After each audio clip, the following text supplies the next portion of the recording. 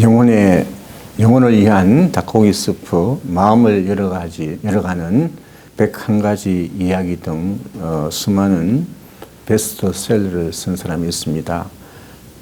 잭 캔필드라는 사람이 있는데 이 사람이 쓴 책 중에서 가장 절망적일 때 가장 큰 희망이 온다는 책이 있습니다.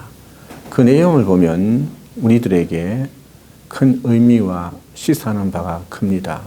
그 책 내용은 전이성 암 환자를 치료하는 의사들의 이야기가 나옵니다. 전이성 암 환자들에게 조제해주는 약이 4가지가 있다고 합니다. 이니셜을 따서 에포라고 합니다. EPOH 약이 4가지가 있다고 합니다. 그런데 전이성 암 환자들에게 이 에포를 처방해서 그 약을 먹게 하면 약 22% 정도가 회복되는 효과가 있다고 합니다. 그런데 유독 같은 약을 조제하고 처방하는데 무려 77% 이상의 효력을 내는 동료 의사가 있다고 합니다. 그래서 친구들이 묻습니다. 어떻게 우리는 처방을 하면 프로테지가 한 22%밖에 나오지 않는데 어떻게 이런 일이 가능하냐고 물었습니다. 약이 4가지니까 이니셜 어디에 붙여도 4가지 그대로 있는 겁니다. 노란 약이든 흰 약이든 빨간 약이든 분홍색 약이든 이니셜 4가지가 똑같아요. 노란 약, 흰 약, 빨간 약 이 순서를 이 사람은 바꿨다 하는 겁니다. 그래서 에포라고 부르는 약 이름을 이 의사는 이니셜을 바꿔가지고 호프라고 불렀습니다. 희망의 약이라고 불렀다는 것입니다. 이 의사는 환우들에게 약을 주면서 그 약은 O입니다. 이 약은 P입니다. 이 노란 약은 E라고 이야기하면서 한마디로 호프라고 이야기합니다. 당신이 이 약을 먹으면 회복될 희망이 있습니다. 당신이 이 약을 먹으면 병이 낫습니다. 희망이 있습니다. 당신이 건강해서 가족 품으로, 사회 품으로 돌아갈 수가 있습니다. 이 소리를 듣고 이 약을 먹은 사람들은 그냥 약을 먹는 사람보다 3배 내지 4배의 효험이 있다는 겁니다. 희망은 생명입니다. 희망은 치료의 능력입니다. 아무리 깊은 밤이라도 희망을 잃지 않는 사람들에게는 새벽이 돌아옵니다. 새벽이 동트입니다. 로마서 15장에 보니까 소망의 하나님이 모든 기쁨과 평강을 믿음 안에서 너희에게 충만하게 하사 성령의 능력으로 소망이 넘치게 하시기를 원하라고 했습니다. 예수님이 인류의 소망입니다. 우리가 예수님과 함께 주님과 함께 삶을 살아가면 우리의 삶의 자리에 소망이 넘칠 줄 믿습니다. 우리는 크리스찬으로서 믿음의 삶을 살아가는 소망의 사람입니다. 희망의 사람입니다. 크리스찬의 믿음이 가능한 삶을 사는 이유가 어디에 있겠습니까? 어떻게 믿음으로 살아갈 수 있겠습니까? 내 힘으로 안 된다는 것을 아는 것입니다. 내 힘으로 하는 것은 껍데기에 불과합니다. 그러므로 믿음의 삶을 살아가기 위해서는 하나님의 도우심, 성령님의 도우심이 필요하다는 것입니다. 이것을 인정하고 출발합니다. 크리스찬의 삶은 나는 십자가에 못 박혀 죽고 그리스도로 살아갈 때 믿음의 삶이 가능한 것입니다. 내 신념과 내 결심과 내 노력은 한계가 있다고 인정하는 것입니다.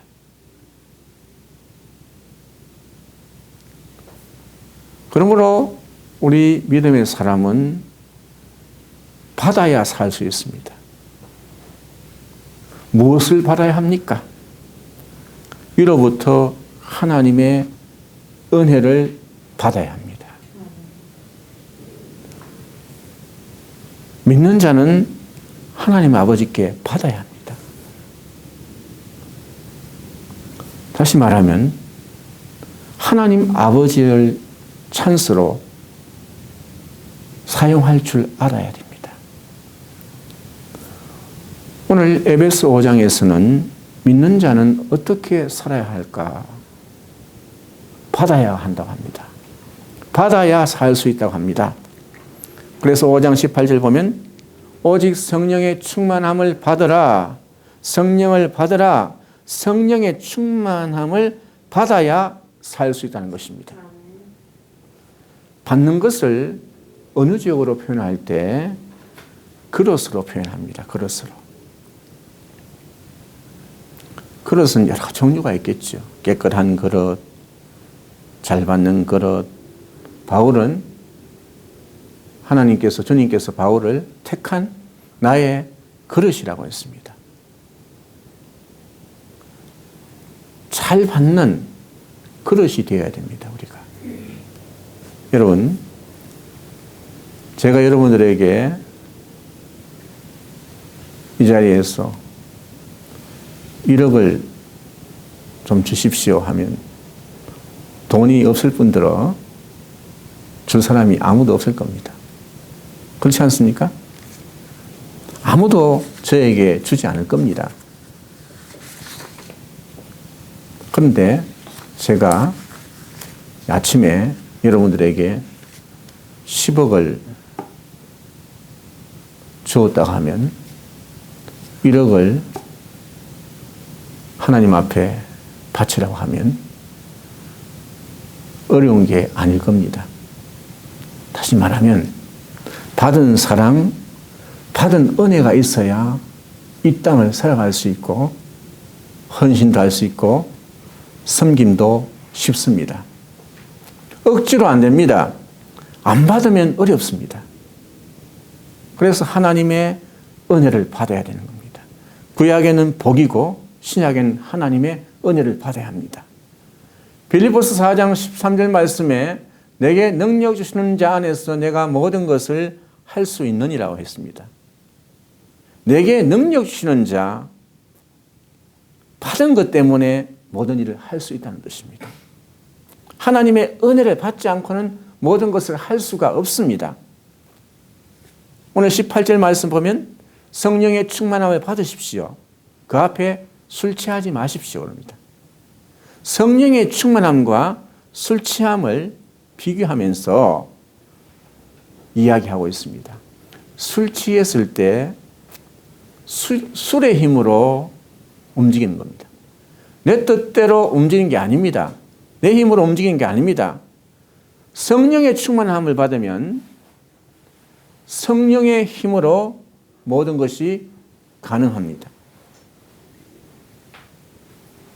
성령의 충만함을 받는다. 어떻게 하면 하나님의 은혜로 충만함을 받고 살아갈 수 있겠습니까? 세 가지입니다.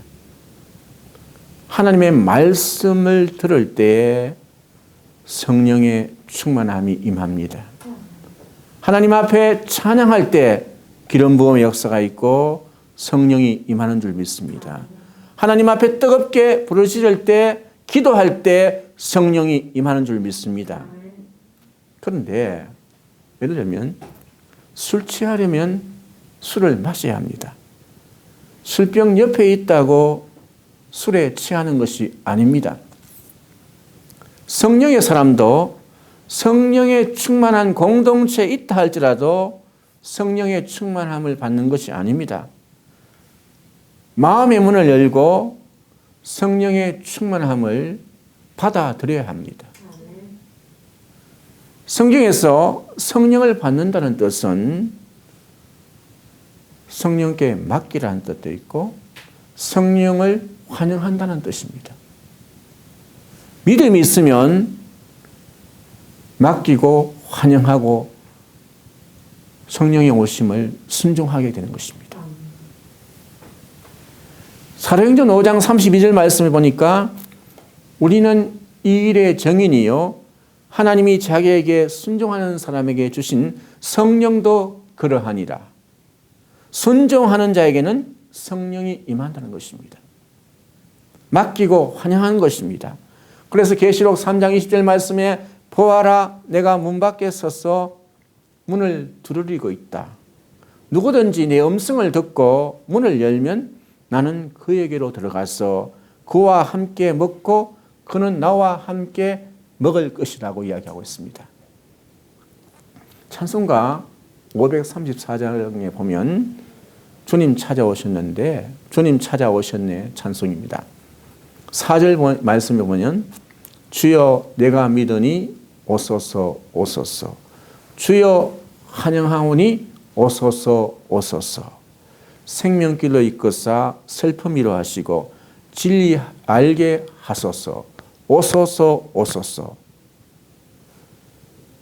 여러분 아무리 성령 공동체에 있다 할지라도 마음을 문을 닫고 환영하지 않으면 성령님께서 찾아갈 수가 없습니다. 찾아올 수가 없습니다. 성령님께서 문을 두드릴 때에 마음의 문을 열어야 합니다. 환영해야 될 줄 믿습니다. 바울이 에베소 교우들에게 감옥에서 편지를 썼습니다. 그 내용은 그리스도인들이 이 땅을 살아갈 때 어떠한 삶을 살아야 할 것인가. 그 내용을 5가지로 말씀하고 있습니다. 에베소서에 보면 첫째는 하나님의 부르심에 합당하게 살아라. 두 번째는 너희들은 이방인들처럼 살지 말라. 세 번째는 서로 사랑 가운데 행하라. 네 번째는 빛의 자녀들처럼 행하라. 이야기했습니다. 오늘 본문에서는 이런 그리스도인의 삶, 한마디로 말하면 그리스도인의 윤리, 적인 삶을 사는데 이 4가지가 필요하지만 중요한 것이 있다는 겁니다. 성령의 충만함을 받고 살아갈 때에 우리의 삶이 부르심에 합당하게 살아가는 줄 믿습니다. 성령 가운데 행하는 줄 믿습니다. 빛의 자녀들처럼 행하는 줄 믿습니다. 그러면서 5장 15절 보니까 여러분이 어떻게 살아가고 있는지 주의 깊게 살펴보십시오. 지혜 없는 사람들과 지혜 있는 사람들을 대조하면서 인생의 삶을 주의 깊게 살펴보라고 말씀하고 있습니다. 우리 인생의 삶이 복된 삶이 되고 지혜로운 삶이 되려면은 성령의 충만함을 받아야 하는 것입니다. 성령의 충만함을 받으면 성령이 이끄는 삶, 성령이 지배하는 삶을 사는 줄로 믿습니다. 성령의 충만함을 받으면 삶의 우선순위와 방향이 있는 분명한 삶의 의미와 목적을 두고 삶을 살아가는 줄 믿습니다. 성령의 지배를 받고 믿음의 삶을 살아가는 사람은 지혜로운 사람인데, 그러면서 오늘 성경에 시간에 대해서 말합니다. 성령의 충만함을 받고 살아가는 사람은 시간을, 헛된 세월을, 헛된 시간을 낭비하지 않는다는 겁니다. 여기에 세월을 아끼라 했는데 이 말은 세월이라는 것은 시간을 의미합니다. 시간에는 2 종류가 있습니다. 일반적으로 크로노스, 연대적인 시간이 있습니다. 그냥 지나가는 겁니다. 반면에 시간이 의미 있는 시간이 있습니다. 성령 충만한 삶을 살아가면 세월을 아끼라는 것은 세월을 아끼면서 의미 있는 삶을 살아간다는 겁니다. 여기서 아끼라는 말은 어떤 뜻입니까? 사다는 뜻입니다. 시간을 사다, 시간을 구해내다, 시간을 해방하다, 시간을 자유롭게 한다는 뜻입니다. 마치 숨겨진 보화나 진주를 사듯이 시간을 사야 한다는 의미입니다. 어떤 식으로 번역을 하든 오늘 본문 말씀의 의도는 하나님께서 주신 시간을 허비하지 않고 올바르게 의미 있게 사용한다는 것입니다. 성령의 충만함을 받으면 우리에게 주어진 삶의 자리에서 인생의 삶을 살아가는데 헛되지 아니하고 의미 있고 보람되고 행복한 삶을 살아가는 줄로 믿습니다. 그리고 성령의 충만함을 받으면 17절 말씀에 보니까 어리석은 자가 되지 말고 주의 뜻이 무엇인지 이해하라고 했습니다. 주님의 뜻을 이해하는 자가 되는 줄 믿습니다. 어리석은 자가 되지 않습니다. 삶의 방향이 뚜렷하게 서 있기 때문입니다. 그리고 주의 뜻이 무엇인지 알아야 하거든요. 주의 뜻이 무엇인지 알기 위해서는 하나님의 말씀을 듣고 받고 읽었고 또 그 말씀대로 살아가야 되는 것입니다. 하나님의 말씀은요, 우리 인생의 사용 매뉴얼입니다. 사용 설명서입니다. 그 설명서를 잘 읽어봐야 됩니다. 요새 먹방이 유행을 하고 있습니다. 오래됐죠. 근데 여러분, 라면을 잘 끓이려면 어떻게 해야 되겠습니까?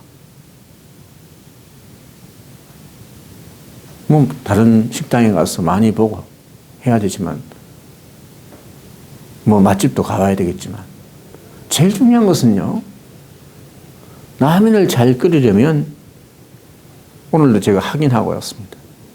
라면 봉지 뒤에 보면 매뉴얼이 나옵니다. 여러분, 라면 끓일 때 매뉴얼대로 끓입니까? 지 마음대로 끓지 않습니까? 그런데 그 매뉴얼을 보면 물 몇 리터 넣어야 되고 또 몇 분 끓여야 되고 면마다 다릅니다. 그 매뉴얼대로 거기에 순종하면서 끓이면 맛있는 라면, 맛집 라면이 나오는 거예요. 그런데 그렇게 안 하거든요. 자기 습관대로, 자기가 본 대로, 자기가 배운 대로 그냥 끓이다 보면 들쭉날쭉하지 않습니까? 우린 매뉴얼을 주고도 안 봅니다.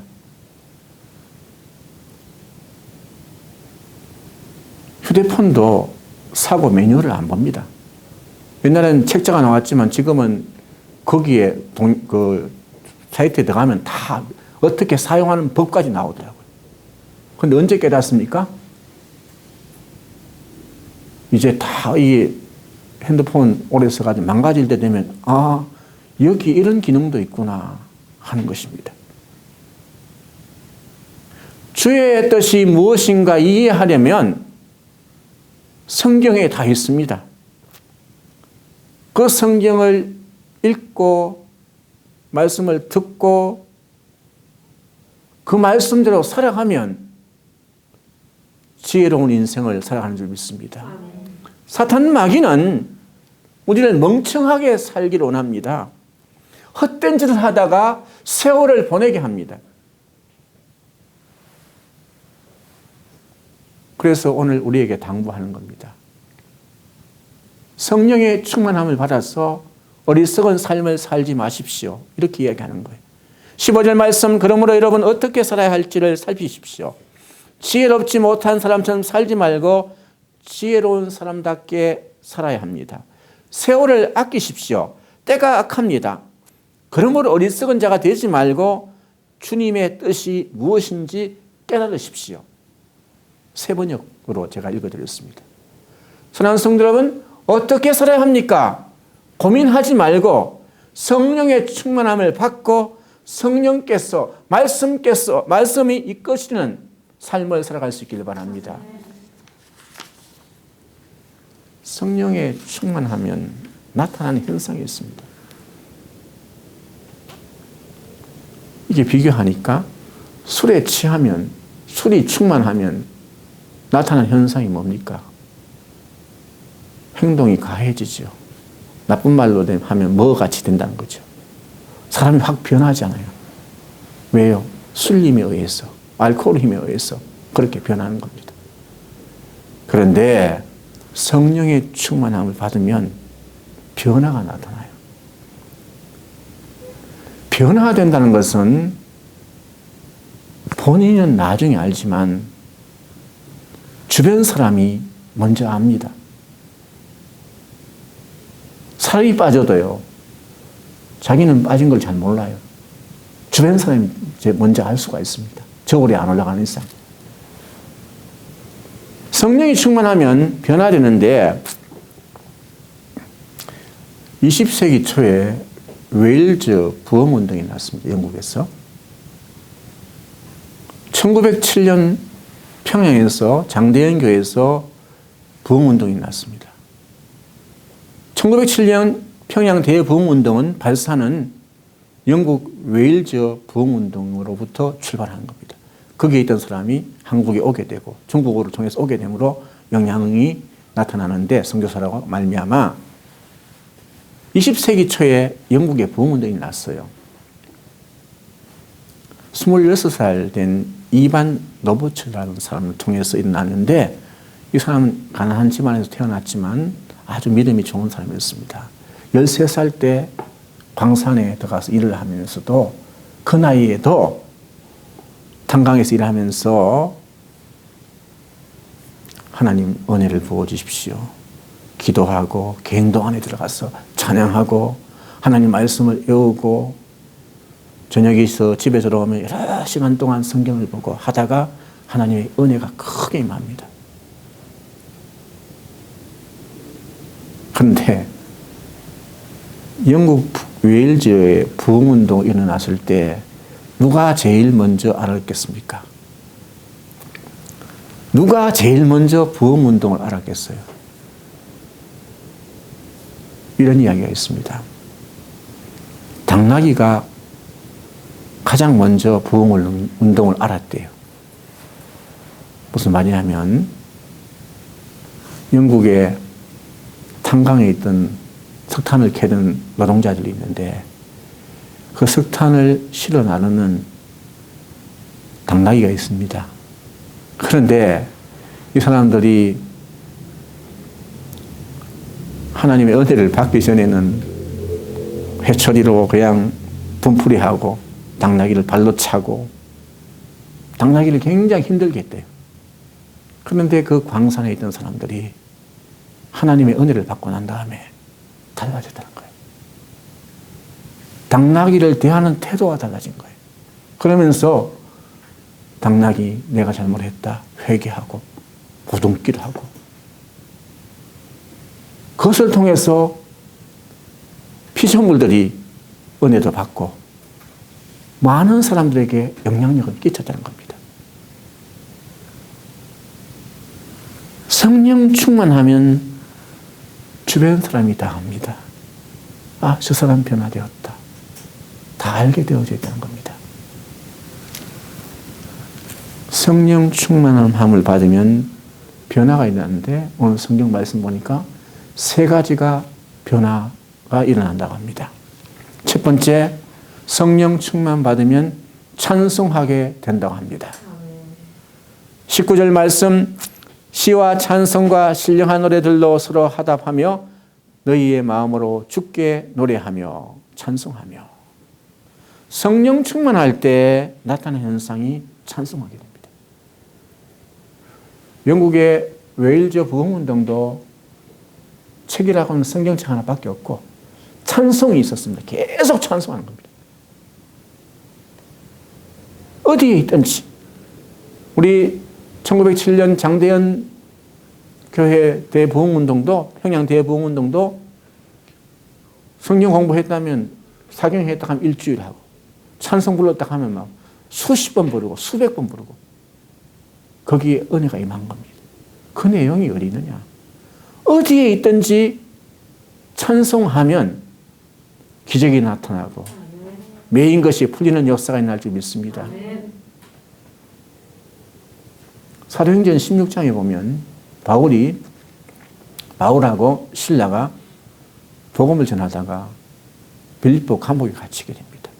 그럴 때 뭐 나갈 것인가 안 나갈 것인가 초초해야 하는 것이 아니라 16장 25절 말씀 보니까 한밤중에 바울과 실라가 기도하고 하나님을 찬송하며 죄수들이 듣더라고 했습니다.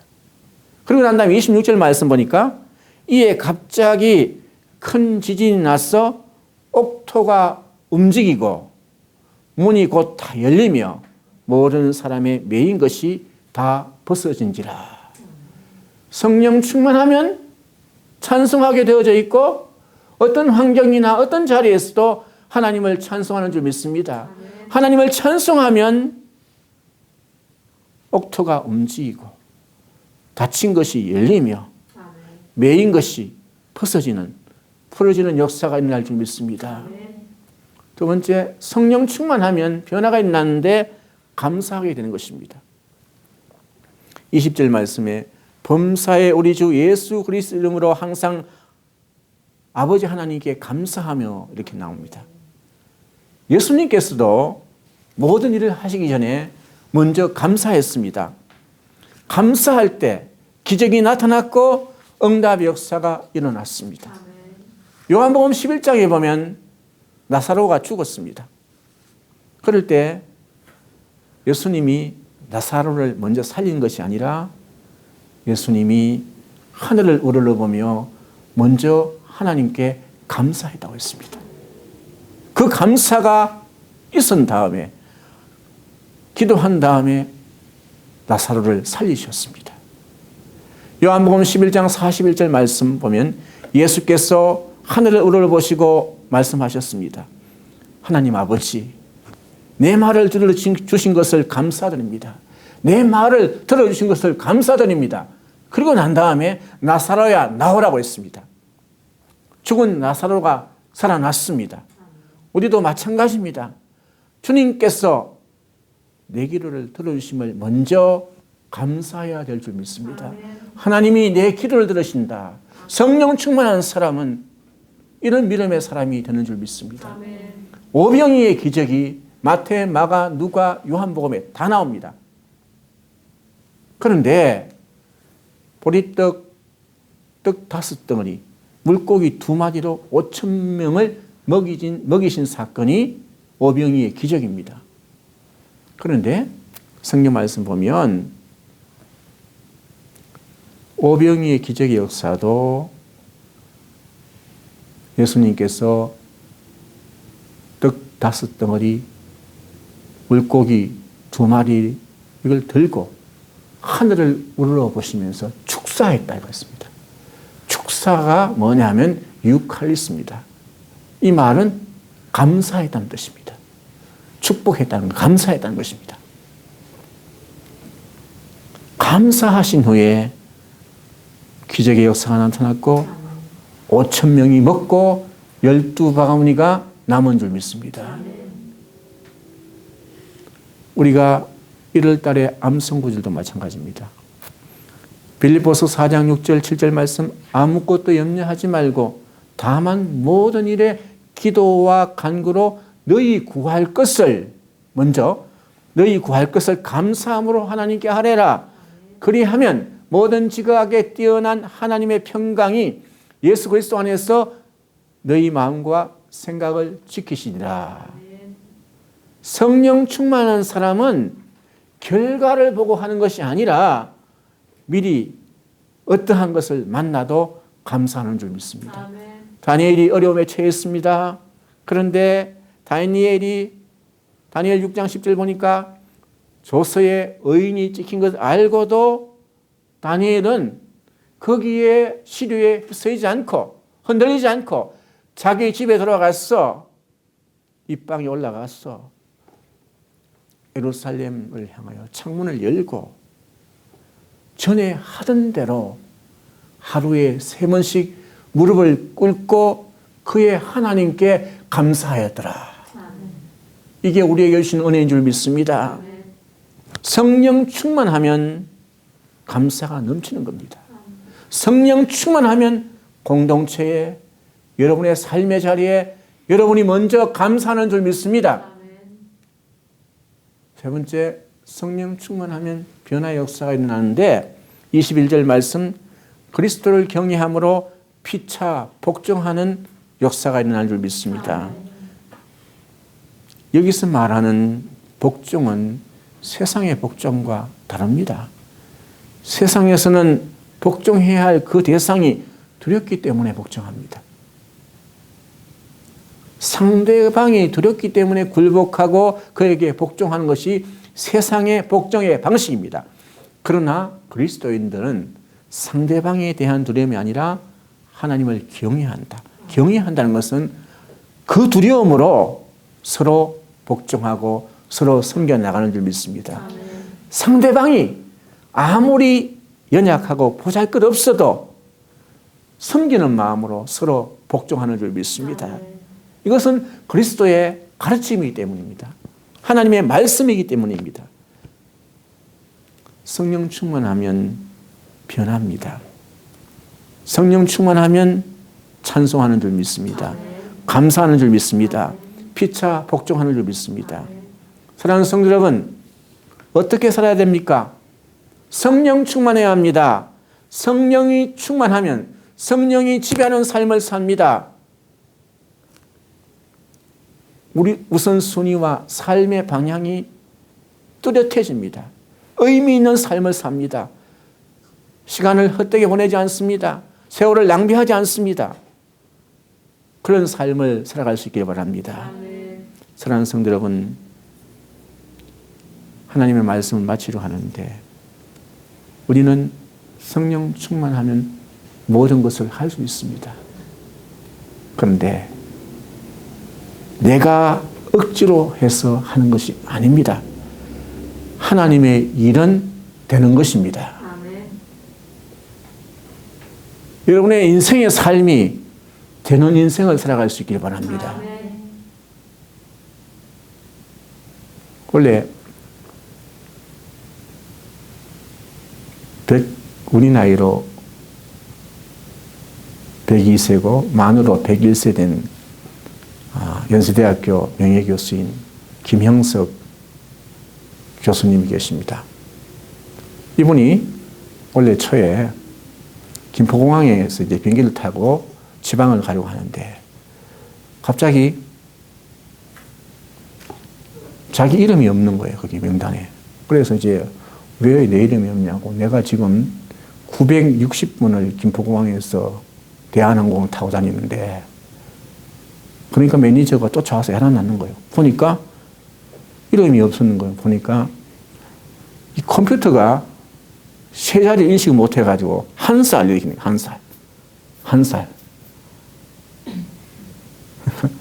이 한 살짜리가 어떻게 비행기를 960번 탈 수 있느냐. 그런 생각을 하게 됐다는 거예요. 그러면서 자기가 이제 설명을 하니까 이제 공항에서 매니저가 고쳐서 비행기를 탔다 하는데 그러면서 그분이 그렇게 이야기해요. 나는 아직도 희망이 있습니다. 이제 한 살 된 기분으로 삶을 살아갈 것입니다. 여러분 인생이 그렇습니다.